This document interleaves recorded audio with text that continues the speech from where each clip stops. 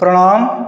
सप्रेम जयजीव भगवत स्वरूप दिव्य आत्मन कृष्ण नाम जपी हेले मु पापी। हाँ आज्ञा, यही विषयवस्तु आपणक मनरे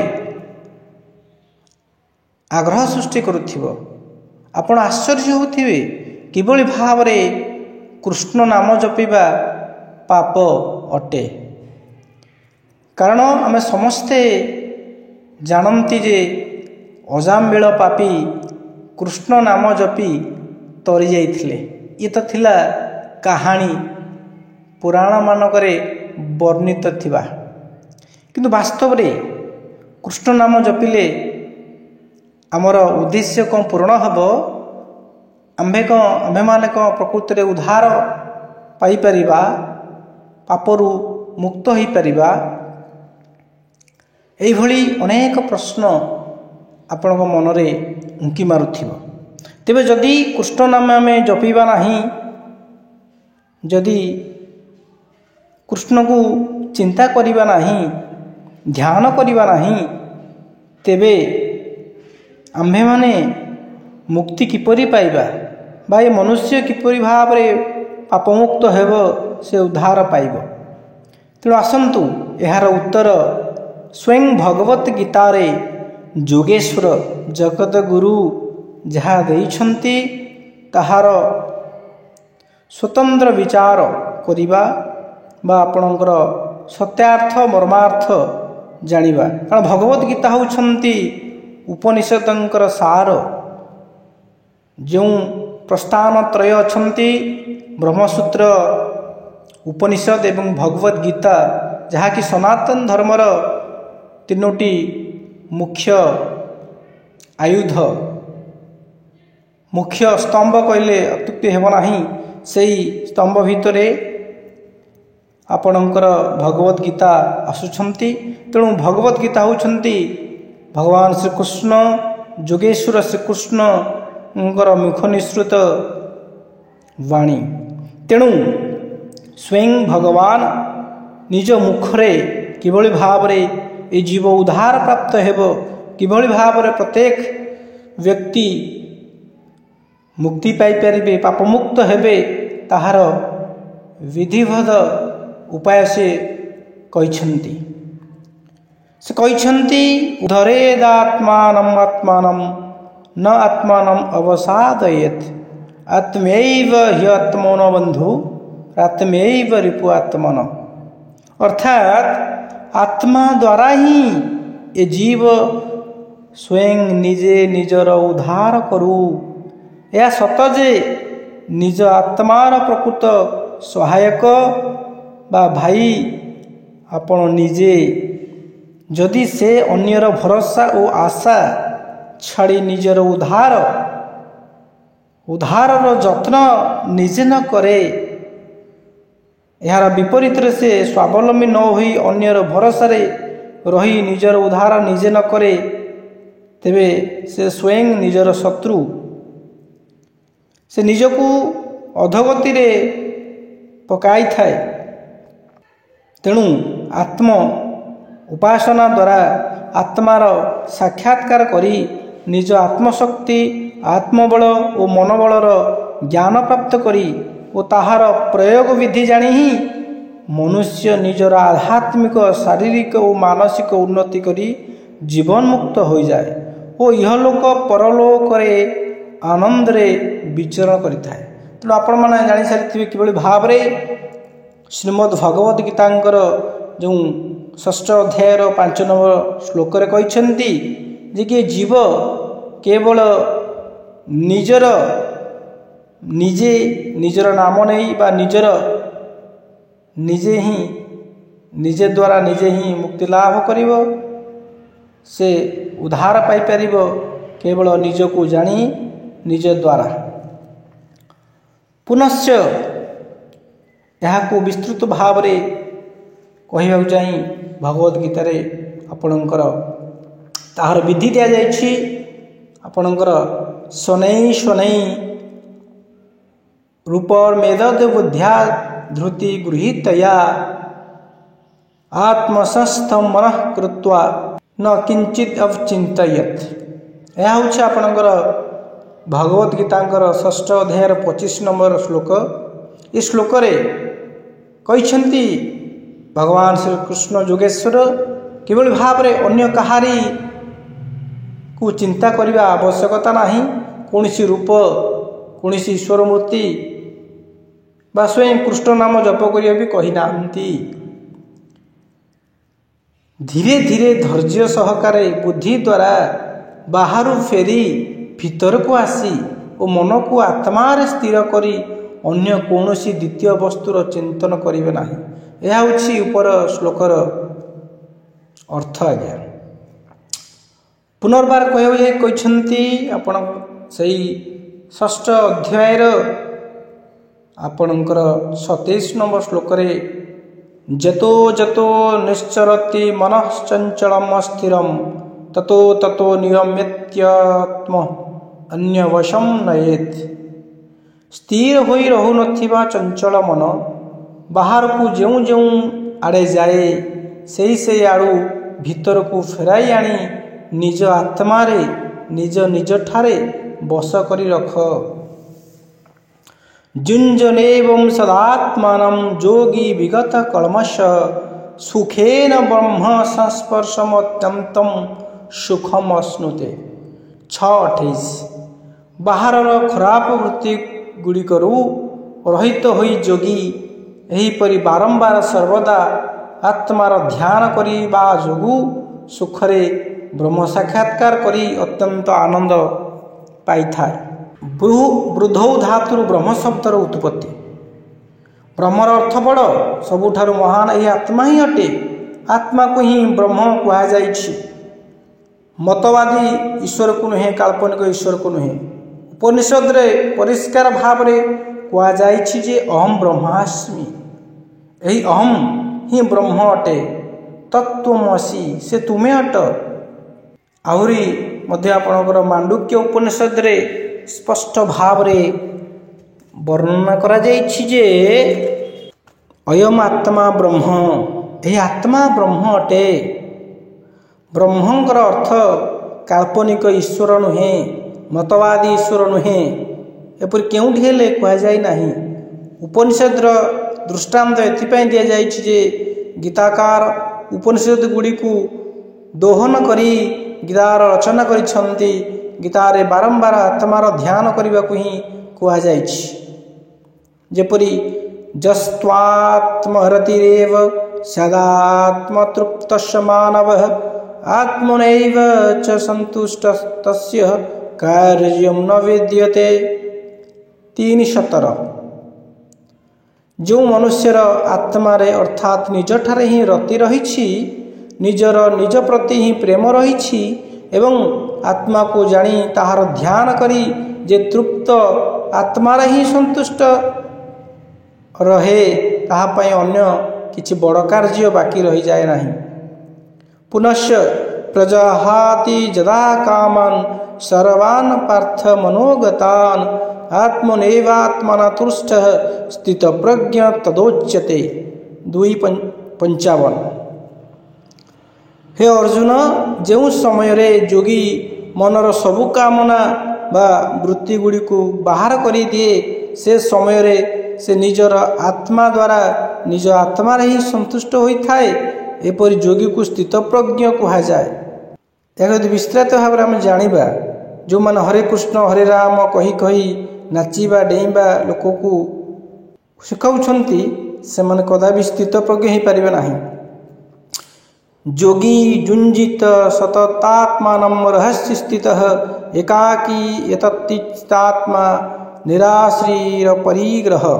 6:10 ए जोगी जार चित्त आत्मा को छाड़ी अन्य केउठा को जाए नहीं जे अन्य कहारी बा देवी देवता मतवादी ईश्वर उनकर आशा भरोसा करे नहीं जे केवल निजर उपार्जना छड़ा अन्यर दान दक्षिणा और भिक्षार आशा रखे नहीं। से ही जोगी सर्वदा एका होई एकांतर रही निरंतर आत्मा ही ध्यान करे से केवल जोगी पदवाच्य।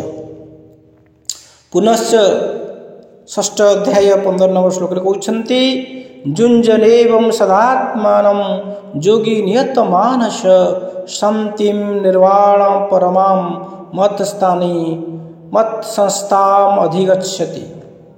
एपरी आत्मा को निरंतर ध्यान करथिबा एकाग्र मन को निज वश रे रखि पारुथिबा योगी आत्मा रे स्थिति रूप पराकाष्ठार शांति को पाई थाए। एपरी गीतारे बारंबार आत्मार ही ध्यान करिया पई कुआ जाइछि। संपूर्ण गीतार कोनोसी ठारे हेले कोनोसी मतवादी भगवान को तथा कृष्ण को ध्यान करिया पई कुआ जाय नाही। तथापि यह बड़ आश्चर्यर कथा जे गीता पढ़ुथिया लोके या किपरि बुझी पारु नाहंती। कथा कौन कि मतवादी मिथ्या कथा गुड़िक मनुष्यर मस्तिष्क को एपरी खराब कर देछि जे ताहाको स्वतंत्र विचार करिवार अयोग्य करि पकाइछि। ता नहले जो गीतारे मतवादी ईश्वरर गंध सुधा नाही से गीता को नहीं मतवादी ईश्वरर प्रचार करिया माने संसार को केते बड़ धोखा देबा आपण माने विचार करंतु। एथिरे ज्ञान द्वारा ही मुक्ति मिले बोली कहा जाइछि।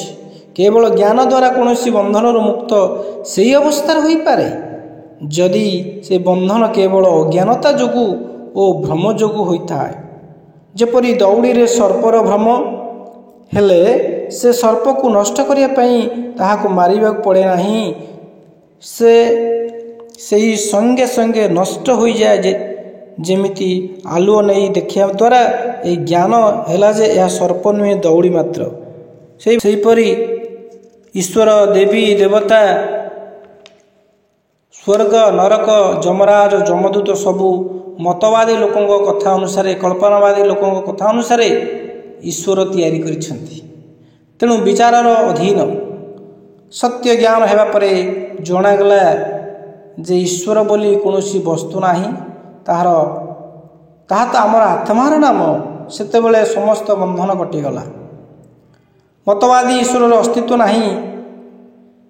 जेते मतवादी ईश्वर काल्पनिक तेबे जमराज जमदूत स्वर्ग नरक और मतवादर कल्पित पाप पुण्य रहिबो केउठी आज्ञा। जेतेबेले मतवादी ईश्वर ही मिथ्या ताहाले ताकू आधार मानुथिबा ओ से आधार उपरे स्थापित होइथिबा समस्त मतवाद और मतवादी कथा गुड़िक नित्यांत मिथ्या। जितेबले मतवाद गुड़िक ही मिथ्या तेबे ताहा द्वारा कल्पित पाप पुण्य धर्माधर्म स्वर्ग नरक जमराज जमदूत ईश्वरीय दंड विधान बंधन रही केउठी। यह सबू ठेकुआ और बिलुआर सिंह परी अभाव मात्र सिद्ध होउछि। जेतेबले समस्त बंधन मिथ्या और अभाव मात्र तेबे आत्मा नित्य चुक्त बोली सिद्ध हैला। बंधन बोली जहाँ रही ताहा से पर्यंत रही था दे पर्यंत जीव निजर महत्वर और निज आत्म गौरवर और निज स्वरूपर ज्ञान विषय अनभिज्ञ थाए। बंधन से पर्यंत रही जे पर्यंत ये जीव मिथ्या ईश्वर को मानी निजको दीनहीन दास गुलाम मानुथिबो।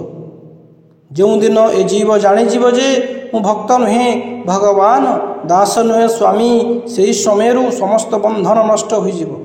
दंडदाता ईश्वर जमराज जमदूत नरकर कल्पना आम्भे माने निज अज्ञानता जोगु करिथिले। तेणु ज्ञान हेबा मात्रे से सब नष्ट हो जाए।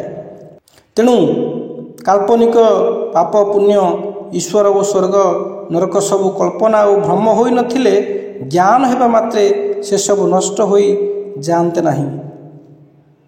जो स्थान रे जीव बंधा हो पड़ी सेठारे ताहारी अज्ञानता ही तार कारण। ताहा देवी देवता हो मतवादी कृत्य हो ईश्वर हो बा सांसारिक विषय हो ज्ञान हेबा परे ए जीव से सब मुक्त हो जाए।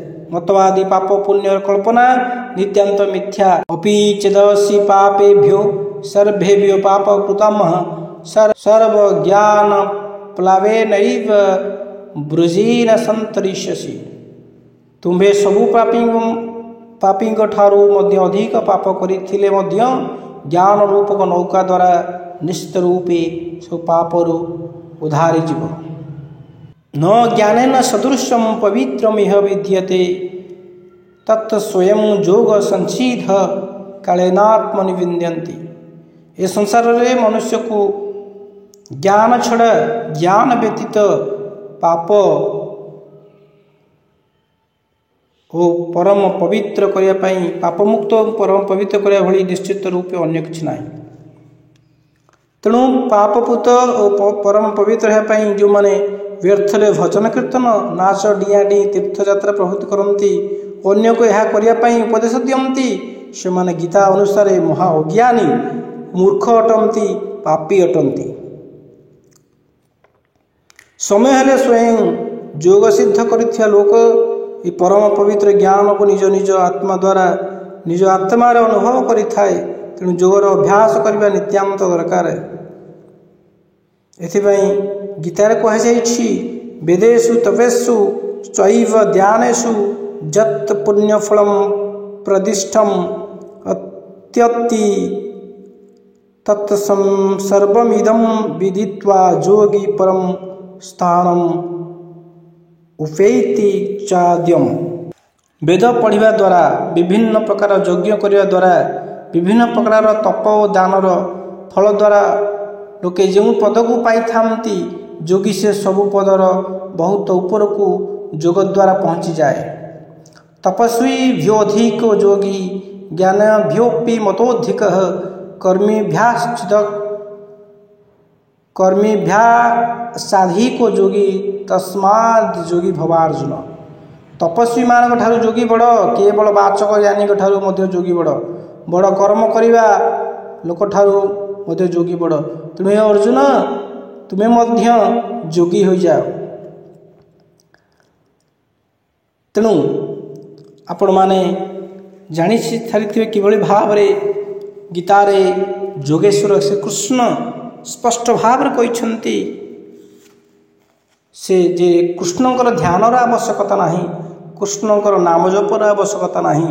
से स्वयं कहते जे ये उद्धार हेब जीव जो निजर नाम जप कर निजक ध्यान कर आत्मा द्वारा आत्मार ध्यान कर।